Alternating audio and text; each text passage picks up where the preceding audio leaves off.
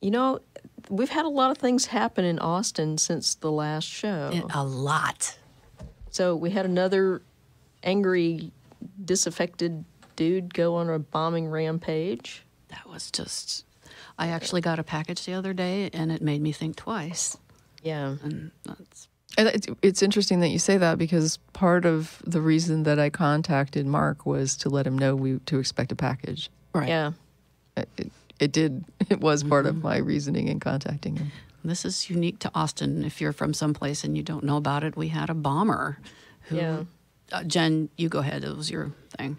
Well, no, I mean, it's just this guy, the way it started out, there was a bomb that went off, and the police investigated it, of course, because bombings are not normal for Austin. This place has one of the lowest crime rates pretty much anywhere, especially for a city this size. Especially for one of those hotbeds of crime, which are the sanctuary cities. Yes. Yeah, it's kind of amazing that we're so safe, that we're not overrun by, criminal immigrants and I mean, how fearing safe for our lives. How safe is Austin? Well, if you stripped completely naked and walked down 6th Street, probably nobody'd bother you. You'd probably just get a lot of thumbs up. And there are lots of people who have done that. I mean, look at Leslie for years and years, and there's thong guy on his bicycle who rides nothing but a thong year-round. Yeah.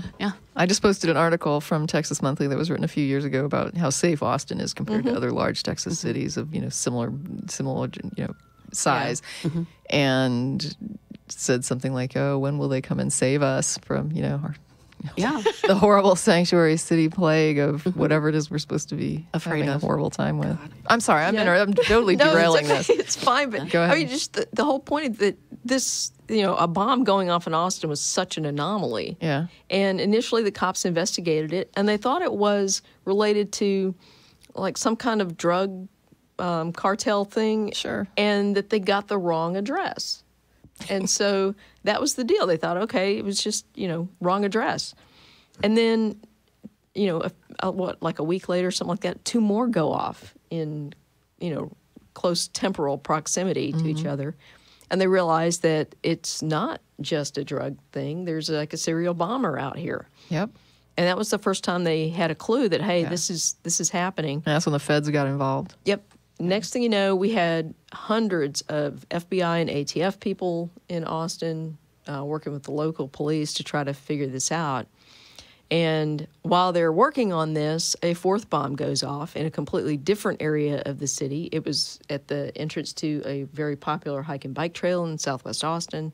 2 guys pushing their bikes, I guess coming off the trail, ran over a tripwire that was attached to a children at play sign in this neighborhood, and this bomb went off. And then one went off in a FedEx facility in Schertz, which is between here and San Antonio. And that's when they realized, hey, maybe we have this guy on video. Yeah. They started looking at video. They did have him on video. They found another package in the FedEx facility in Austin.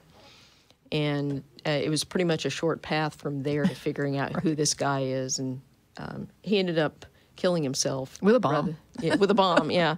Blew himself up in his vehicle. Blowed up real good. As police were closing in on him. But anyway, that was our bomber story. I guess the thing that happened was that, these bombs, the first 3 bombs went off in parts of the city that are, it's predominantly Black and Hispanic people that live in these neighborhoods.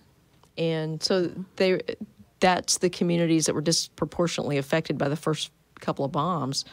There were some people that went off the rails and said, okay, this is racially motivated. They're targeting these neighborhoods or whoever it is. And at that point, we didn't really even know. And then there were people that were making the ridiculous claim that it was being suppressed by the police, that nobody was reporting this. And what?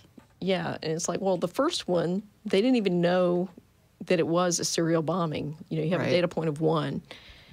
By the time the next 2 bombs went off, they realized they did have a serial bomber, and that was widely reported in the police. And so it wasn't like we didn't know. Yeah, but maybe the rest of the country didn't know quite so quickly, but it was everywhere here. Do not touch packages. Do not touch any package. I was, that week that the second two bombs went off, I was actually working in the Dallas-Fort Worth area, and it was widely reported in the Dallas-Fort Worth area. And it was on national news. But it turns out that, you know, I guess fairly true to form, the bomber turned out to be a pissed off young white dude. And super Christian. Yeah. Hard to say. Yeah, and you know, we don't know to what extent his religious beliefs informed his actions, but I think it's fair to say that he was radicalized by something. Mm-hmm. And I mentioned this on the Atheist Experience. He had blogged about his opposition to marriage equality before, and had seemed to have some extremely conservative, right-wing Christian beliefs. And I'm sorry, guys, this is it's 2018. Those are radical beliefs these days. They are. Yeah. So, and it's certainly radical if you feel like you have to kill over it. Right. And, you know, I think that one of the things we need to be doing in 2018 is calling these things out for what they are. This is extremism. Mm-hmm. This is not, you know, benign, run-of-the-mill Christianity. You know, I'm just practicing my religious beliefs. Mm-hmm. When you start blowing people up, whether that's just because you're mad at something or, you know, your religious beliefs tell you should do that, at the very least his religious beliefs didn't tell him he shouldn't do it. Mm-hmm. Or if they did, he didn't listen. Mm-hmm. There were two people who were actually killed. And I'm sorry, I don't know both their names. I know the young man, Draylon Mason, who died through, I'm in the music scene here in Austin, the classical music scene, and it's just a huge loss. He was, by all accounts, a lovely, lovely person, and that light's gone. It just really breaks my heart. So this son of a bitch took out somebody who was really a great person. It breaks my heart. Yeah, and like I said, I don't know the other guy's name either, but I understand he was a father and you know, now I remember. Also, by all accounts, a lovely person. Mm-hmm. Contributing to the community and, you know, doing good things. These people weren't hurting anybody. Mm-hmm. Yeah, I think for me, what's really sad is the idea of the views that he was espousing really aren't considered as extreme as they should be. Right. And that's why I think it's important to call these out as the extremism they are. Yeah. I mean, you're right. He was, you know, upset that gay people had rights, upset that women had rights, upset. I mean, he's just basically calling out people as to be objecting to people being treated like human beings if they were somehow different to him in ways that he was taught to disapprove of. And there are many forms of Christianity that don't do this. Mm-hmm. Right. And so when we look at the forms that do, I think we need to say this is the fringe. Mm-hmm. You know, regardless of how many people are involved in this, I mean, most people that are walking into a church don't even think twice about what they actually believe from any kind of a religious ideological perspective. You know, they've got some amorphous view, and you start to ask, and there's like, I don't know, I come for the bake sale and, you know, stay for the child care. And it's true. Or they serve fried chicken at the fellowship after the service. I really, the idea of these people that take it this seriously now, and I understand that they have got some tape of the guy. He talks a little bit, but I don't think it's been released. I honestly don't know what his beef was. I don't know what his motive was, but we do know what he was raised with. And I think if we would have seen a blog that he had posted where he was posting extremist Islam, people would be like, well, man, look at the hate he was indoctrinated with, and so I don't think that it's unfair to at least say, this is a person who had an upbringing that was, I'm going to say, not healthy. Right. I don't know whether it contributed to what he did or not, but I do think it's fair for us to look at that blog and say, you know what, we need to start saying it is so not healthy to look at other people as non-human or want to deny them basic fundamental rights that other human beings in our society have because they are not what you approve of. They're not harming people. They're not, I mean, I understand that we have a system to deny rights to people who go out and do harm to society, whether it's negligent or willful. We have a scale here on how dangerous you are, how dangerous you intend to be, and whether or not you can be corrected. I get it. So yeah, we do deny people rights, usually once they've broken certain social contracts and proved themselves to be a danger.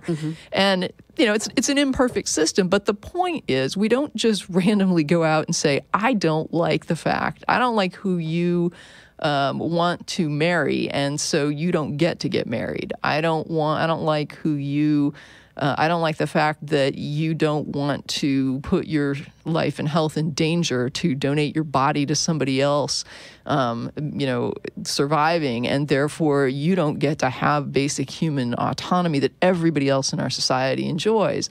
I think that we need to start looking at those things, and when we see them, say, this is an extreme view.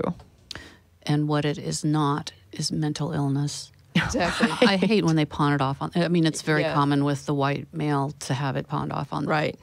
It is so far from It's remarkable that Muslim males are never mentally ill. It was their upbringing, religion, and upbringing. And by this guy, the bomber's religion or his upbringing included being homeschooled. It's part of a Christian homeschool community, and he was part of some kind of, they called it a Christian survivalist camp, but it didn't really sound like they did a lot of survivalist kind of stuff. But whatever, it seemed like there were all the elements of extreme religious indoctrination in his background and a fair amount of social isolation that would have kept him from being in contact with some of the people he later came to hate and blame for stuff. Yeah. And I mean, I don't know what he was, I really, for example, I can't even say that what he was homeschooled with represented what his final beliefs actually were, right? Like, I mean, it could be that it would be a more liberal upbringing, although I would be skeptical because I think most people homeschool because they want to protect the kid. The religious people that homeschool want to protect their children from things like science ideas, social studies ideas that counter religious indoctrination. And so I understand the assumption to say, well, he was being indoctrinated with these things, and I think I probably just, alluded to that. But the reality is people were saying, there were people who were like, oh no, he was raised in a good Christian home. And I'm like, was it a good Christian home or was it a really dangerous Christian home? Was it a home where they were teaching hate, where they were teaching that you should use the law to infringe on other people's rights because it conflicts with your religious views? I mean, is that the kind of Christianity that he was being taught? Now, ultimately, whether he was taught in homeschool or not, that's the kind of Christianity that he appears to have ended up with. So there was somebody exposed him to that, and he absorbed it in some way in order to be espousing it.